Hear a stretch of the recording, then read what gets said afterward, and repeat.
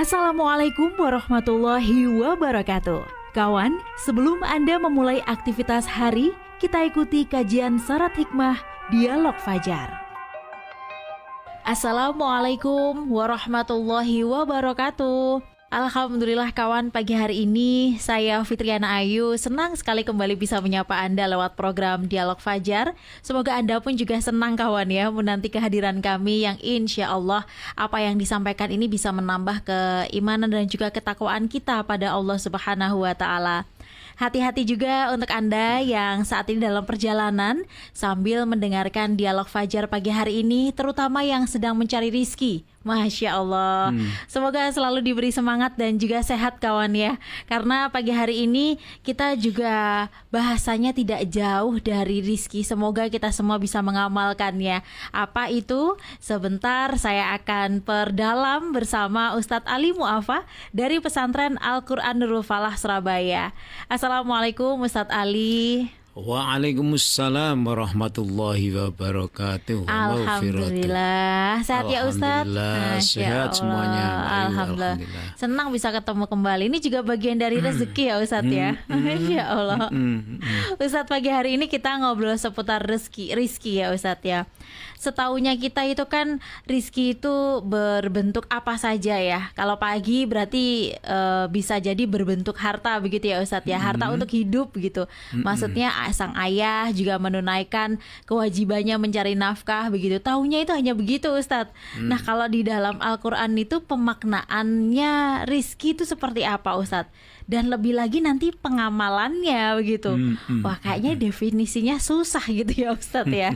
Gimana juga dengan pengamalannya? Selengkapnya bersama Ustadz Ali Mu'afa. Bismillahirrahmanirrahim. Assalamualaikum warahmatullahi wabarakatuh. Waalaikumsalam warahmatullahi wabarakatuh. Bismillahirrahmanirrahim. Alhamdulillahirabbil alamin. Allahumma salli wa sallim wa barik ala sayyidina wa maulana Muhammad wa ala alihi wa sahbihi ajma'in. La haula wa la quwata illa billahil aliyil azim. Kawan, kita bersyukur kepada Allah Subhanahu wa Ta'ala pagi ini dengan semangat, dengan luar biasa. Masya Allah. Kondisi kita. Nah ini Mbak Ayu, Iya. semangat ini jangan-jangan juga rizki. Masya Allah, betul Ustaz. Nah tapi kan kalau kita menyapa kawan-kawan atau kita sendirian disapa, mau kemana kok? Kelihatannya kok semangat, keburu-buru begitu. Iya. Mau mengejar rizki gitu. Ketonyan. Iya macam-macam responnya ya. Iya. Ketonyan pagi-pagi udah meninggalkan kampungnya misalnya gitu ya. Iya. Jawabannya juga ada. Ya kalau saya nggak segera nanti nggak dapat rizki gitu.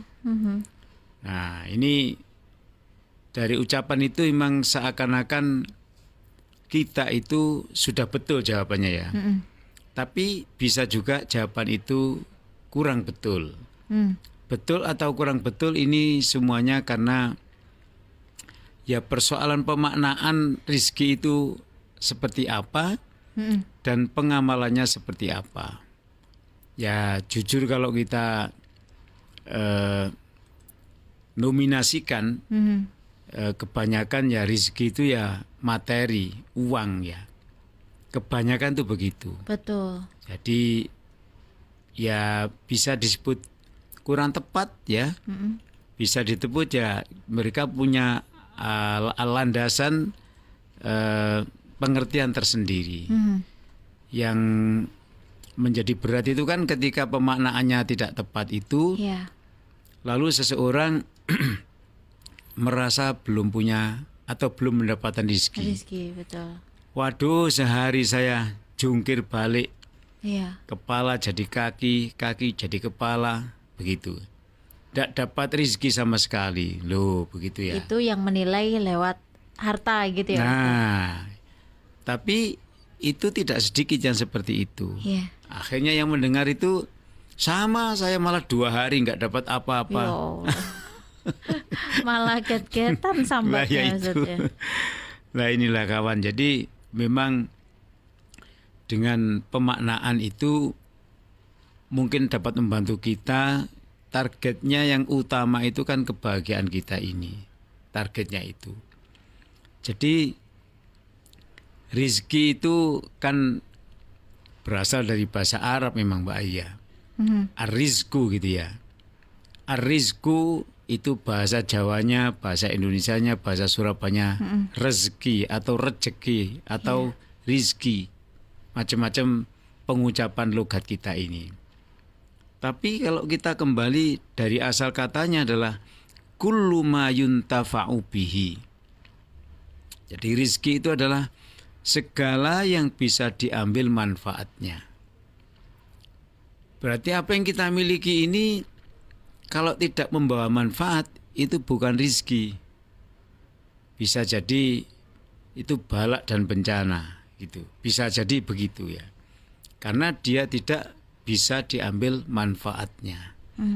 Ya jadi dari sini itu kita sudah tersortir Mbak Ayu ya. Sebanyak kita ini punya rizki apa tidak itu diukur dari segi bisa nggak diambil manfaatnya. Kalau tidak bisa maka ya dia itu bukan rizki. Ini kalau kita maknai dari asal katanya yang sangat simpel dari bahasa Arab ar-rizku itu kullu ma yuntafa'u bih. Tapi pengertian ini sangat luar biasa kawan. Karena dari kata singkat ini kita mesti terpacu apa yang kita miliki itu apa rizki yang kita punya itu mesti harus ada unsur memiliki manfaat. Jika tidak malah jadi bencana. Ya nggak tega rasanya kita menyebut itu rizki itu. Nah ini hebatnya agama kita ini mengatur agar persepsi kita itu jangan salah. Ya, dia ada hal yang kita miliki, yang kita sebut rizki itu ternyata jangankan beri manfaat, bahkan dia mencelakakan kita. Nah ini tidak masuk dalam kategori rizki menurut asli. Bahasanya ar-rizku bimakna atau dengan makna kullu ma yuntafa'u bih, yaitu segala apa saja, kullu ma setiap apa saja.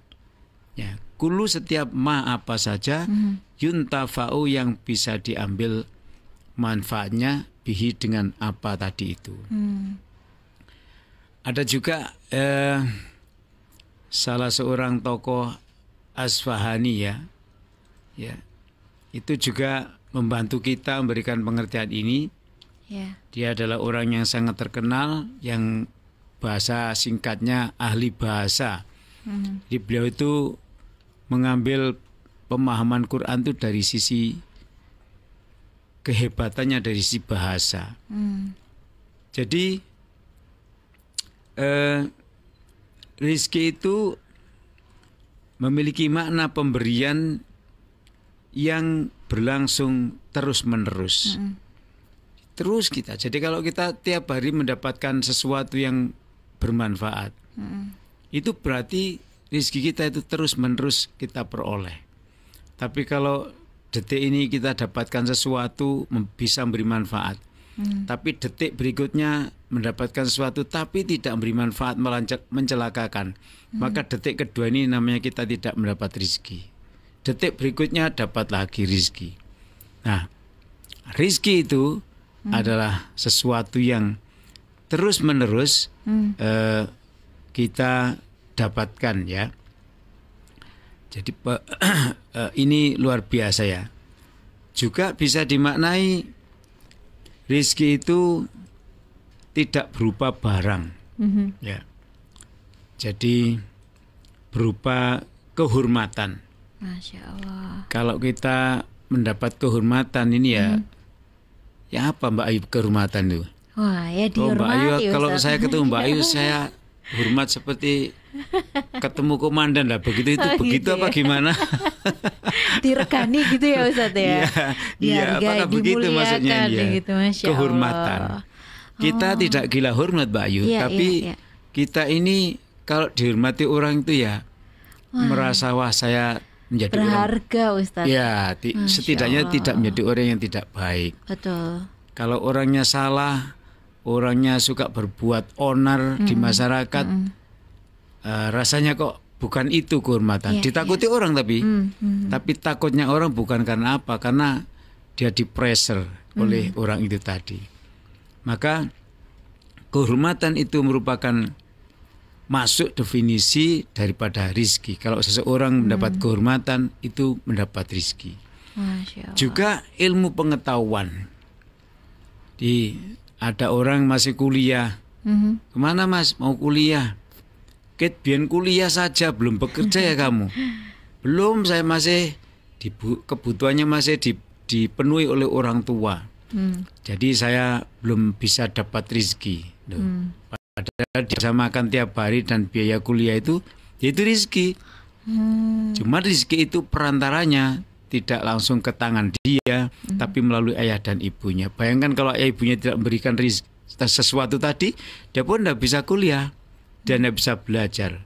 Jadi sarananya mencari ilmu pengetahuan sudah ada, memperoleh ilmu pengetahuan itu namanya mendapat rizki. Juga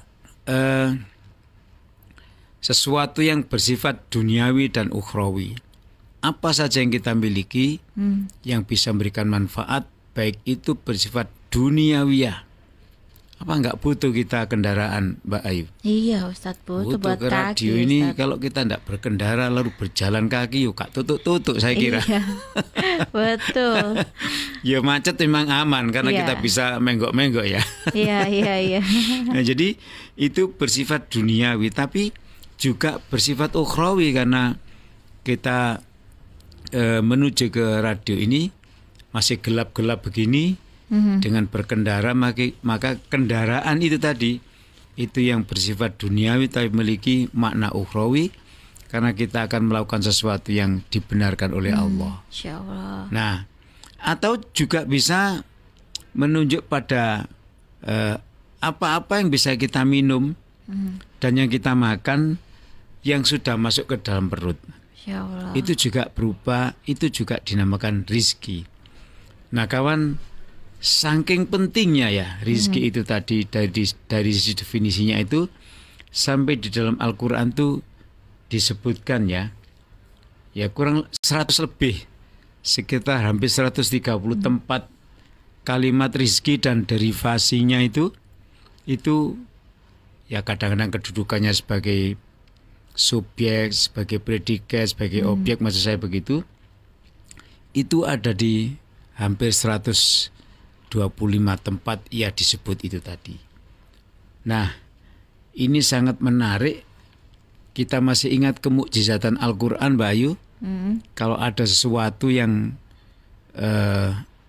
diulang-ulang pengucapannya, redaksinya itu, entah redaksinya persis dengan yang awal, dengan yang kedua, ataukah pengembangan ya dari kalimat itu, maka itu namanya kemukjizatan Al-Quran.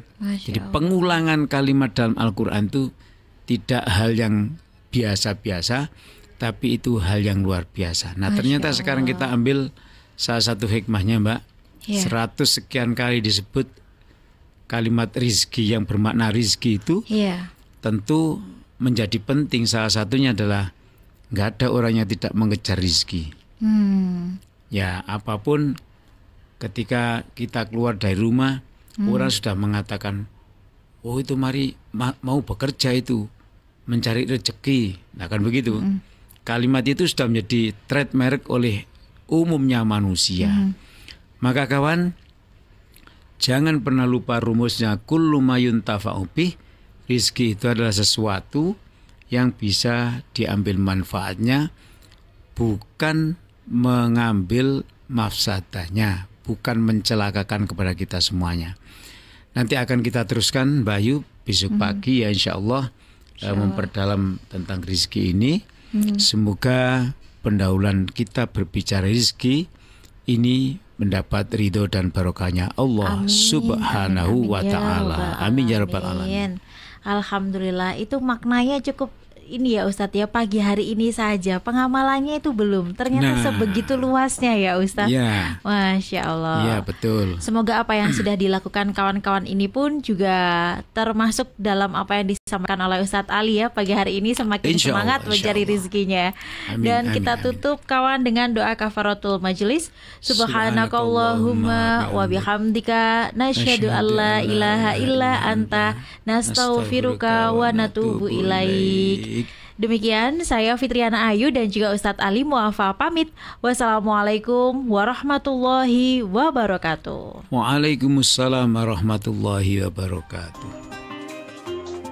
Program Dialog Fajar yang baru Anda simak kerjasama Suara Surabaya dan Pesantren Al-Quran Nurul Falah Surabaya, lembaga dakwah yang amanah, profesional, dan berbasis Al-Quran. Pesantren Nurul Falah mencetak guru-guru Al-Quran dengan metode tilawati dan tahfidz Al-Quran. Informasi dan pemberian donasi hubungi 031 828 1278 atau nurulfalah.org.